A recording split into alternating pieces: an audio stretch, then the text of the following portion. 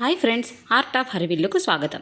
ఈరోజు కూడా మంచి మంచి ముగ్గులతో అలాగే మీ అందరి కోసం ఒక మంచి బ్యూటిఫుల్ స్టోరీతో మీ ముందుకు వచ్చాను. ఇది మంచి నీతి కథ అన్నమాట. మీరు చూస్తూ ఈ నీతి కథను తెలుసుకొని మీ పిల్లలకు కూడా చెప్తూ ఈ విధంగా నీతిగా ఉండాలి అని చెప్పి తెలియజేయండి. ఓకేనా ఫ్రెండ్స్, మరి స్టార్ట్ చేద్దామా? పూర్వం విజయుడు అజేయుడు అనే ఇద్దరు యువరాజులు ఒక ఆశ్రమంలో గురువుగారి వద్ద విద్యాభ్యాసాన్ని పూర్తి చేసేశారు. తిరిగి వారిని ఆ రాజు రాజ్యానికి పంపే లోపుగా ఒక చిన్న పరీక్ష పెట్టి ఎవరు ఏంటి అనేది తెలుసుకోవడానికి ప్రయత్నం చేస్తూ వారినిద్దరినీ కూడా తన వద్దకైతే పిలిచాడు. ఆయన మన ఆశ్రమానికి 70 కిలోమీటర్ల దూరంలో ఆటవిక జాతుల వారి గుహలు ఉన్నాయి. అందులో అమూల్యమైన మరకతమని ఉంటుంది. దాన్ని ఎవరైతే మీ ఇద్దరిలో తొందరగా తీసుకువస్తారో వాళ్ళు ఈ పరీక్షలో విజేతగా నిలుస్తారు అని గురువుగారు ఆ యువరాజులిద్దరికీ కూడా తెలియజేశారు. వాళ్ళిద్దరూ వెంటనే బయలుదేరారు. దారిలో వారికి ఒక వ్యక్తి తీవ్ర గాయాలతో కనిపించాడు.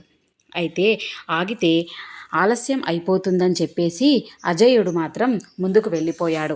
కానీ విజయుడు మాత్రం ఆగి అతడికి సపర్యలు చేసి అతడు ఎవరు, ఎక్కడి నుంచి వచ్చాడు కనుక్కొని అతనికి చేతనైనంత సహాయం చేసి అతన్ని అక్కడ కూర్చోబెట్టి విజయుడు ఇక్కడి నుంచి బయలుదేరతాడు. సో అజయుడైతే ముందే వెళ్ళిపోయాడు కదా. అయితే ఆ అజయుడు ఏంటంటే ఆటవిక జాతి తెగ ఉంది కదా, వారి చేతిలో అజయుడు బందీగా అయిపోతాడు. అయితే విజయుడు అక్కడికి వెళ్ళేసరికి అజయుడిని వాళ్ళు కట్టేయడం చూస్తారనమాట. సో విజయుడు వాళ్ళతో స్నేహంగా మాట్లాడి వాళ్ళను తనని మచ్చిగా చేసుకొని అజయుణ్ణి ఆ బందీ నుంచి విముక్తి చేసేస్తాడు. అంతేకాకుండా విజయుణ్ణి వాళ్ళు ఏం చేస్తారంటే గుహ వద్దకు తీసుకెళ్ళి వాళ్ళే స్వయంగా మరకత పనిని ఆ విజయుడికి ఇస్తారు.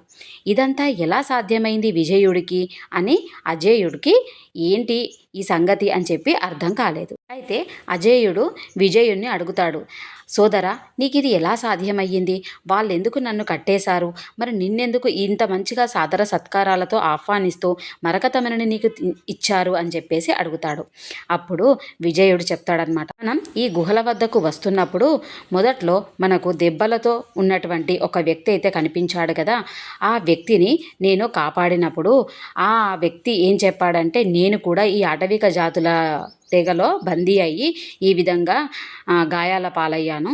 కాబట్టి నువ్వు ఈ విధంగా మాట్లాడు, ఈ విధంగా ప్రవర్తించు. అలా అయితే వారు నిన్ను ఏమనకుండా సాదరంగా ఆహ్వానిస్తారు, నిన్ను సత్కరిస్తారని చెప్పి ఆ గాయాల పాలైన వాడు చెప్తాడనమాట. సో దాన్ని దృష్టిలో పెట్టుకొని ఇక్కడ విజయుడు అదే విధంగా ప్రవర్తించడం వల్ల విజయుడి వాళ్ళందరూ కూడా సత్కరించి ఆ మరకతమణిని బహుమానంగా ఇస్తారు. చూశారు కదా ఎంత మంచిగా తన ప్రవర్తనతో తాను విజయాన్ని ఎలా సాధించాడు. దీన్ని బట్టి మనకేం తెలిసింది?